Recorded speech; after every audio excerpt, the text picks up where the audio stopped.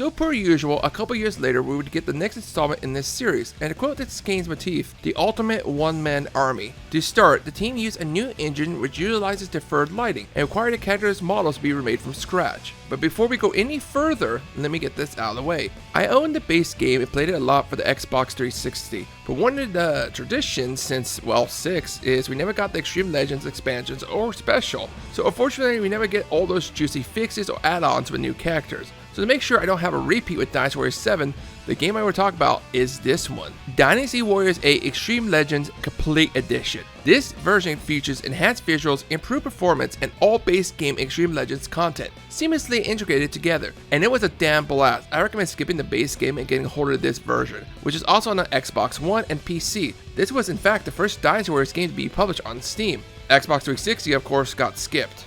Opportunity seldom knocks twice. Forgiveness of game past will haunt you. Look, I don't have a working PS3, okay? At least I can play the complete edition. And what's with those Chinese proverbs? You're Japanese, right? Deceive the heavens to cross the sea. Point it out again will burn your feet. Your feet. It's also available on the Switch. Your feet. So with the new graphics engine and models being made from scratch, you're thinking, did we get a new combat system again? Actually no, the dual weapon system from Dynasty Warriors 7 makes a triumphant return with tons of tweaks. Introducing Heaven, Man, Earth, weapon affinities, with a new switch counterattacks being performed, switching weapons when an enemy has superior affinity prepares to change theirs. Let's make it simple, it's like rock, paper, scissors. Basically all weapons have a rock, paper, scissors affinity. If a weapon that is paper and the enemy offers a scissor, you won't be able to stagger them and they will do more damage to you. However, you can switch the weapon during the fight, either match the scissor affinity or if you have a rock weapon equipped. A spirit gauge will show up above their head and depleting it will allow a multi-hitting storm rush. It's a fantastic addition to the game's weapon system. Now there is a better reason to have each character have 2 weapons equipped, and they can use any weapons still. Granted, they still get an X attack unique to them, and with this version, each character has 2, adding more depth. They did remove the learning of skills and equipable passives to the weapons, but this is replaced with a skill system, which is this game's equivalent of items. As you perform certain deeds like KOs, winning, deadlocks, etc., you load these skills that you can equip 4 of to increase various stats and tributes. All characters now have 3 Musos, one that is exclusively aerial. Damn, this is great. It's making some of those not good ones optional. Not only this, but the Rage mode, yeah, that token you can pick up back in Dynasty Warriors 5 to double all your stats for a time, returns, but now it's a meter you fill up, which is even better. All these changes and improvements that were desperately needed in Dynasty Warriors 7 improved the combat greatly.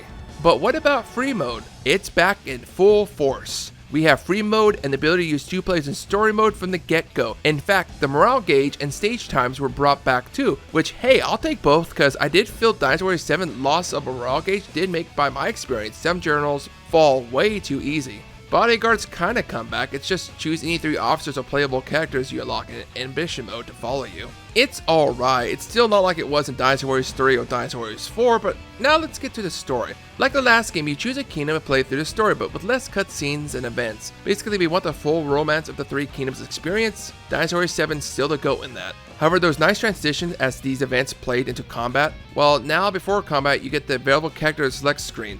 It's alright, but I enjoyed the transition from Dynasty Warriors 7. Yeah, I know, I was forced to play certain characters during certain beats. Here, it slows it down a bit. At least you can prepare before equipping and changing weapons before a battle starts. And with the complete version having Xtreme Legends, various characters not playable have a minor role within story mode, starting an all-new storyline, hypothetical scenarios allowing for even the On Way to be saved during his battle and appearing in later major battles, or triggering full-on what-if battles. It's a great feature. Even better is a callback to the first expansion of this type. Lu Bu is the protagonist of this port and his faction stars in their own lengthy scenario for this title. Yes, this is what I was talking about. This is what made that Dynasty Warriors 3 Xtreme Legends worth it. Having a whole new campaign, not just for one force, but several. Legends mode was just one stage and done. This is the real deal. Hell, even with this expansion, we get a new 6th weapon for every weapon type as well as an ultimate difficulty mode. Man, this is thrilling to see all this added to the game after being gone or completely removed from recent installments. Even the amount of soldiers on screen is becoming incredible. Granted, still some bugs with a few disappearing, but it renders quite nicely. The flowers of the future are the seeds of today. Yeah, whatever. The journey of 1,000 miles begins with a single step. Now see, I get that one. Miss Southie boy. I miss him a lot. Well, guess what, Anne?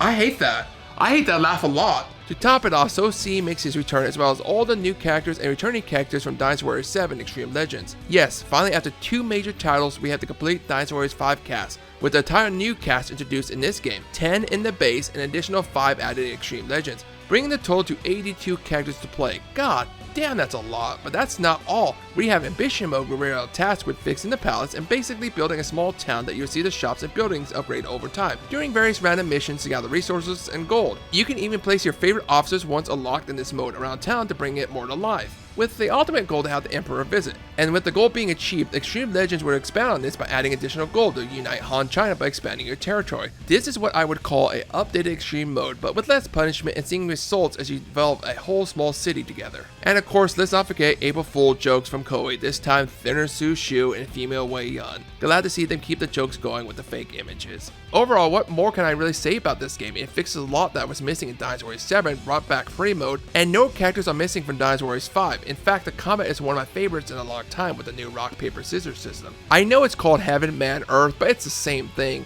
So with the current combat system, I would say this is the best Dynasty Warriors game. Not the base one, this one, the complete edition. I would not pass on this. Closest to the PS2 era, and I'm glad to say the next game being Empires, missing out on the last one. I am really looking forward to it if it's going to be using this current game's combat system.